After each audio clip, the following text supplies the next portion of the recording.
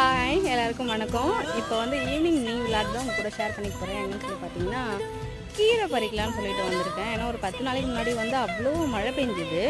So முடக்கத்தாங்கீரை கண்டிப்பாக இருக்கும். அது பறிக்கலான்னு தான் வந்தால் இவ்வளோ செடி புல் முளைஞ்சிருக்கு. பார்ப்போம் வாங்க. என்னத்தை தேடுறது இதோ எல்லா இடமும் அப்படிதான். களைச்செடி செம்மண்ணுக்கு அதுக்கும் செமையாக வளருது.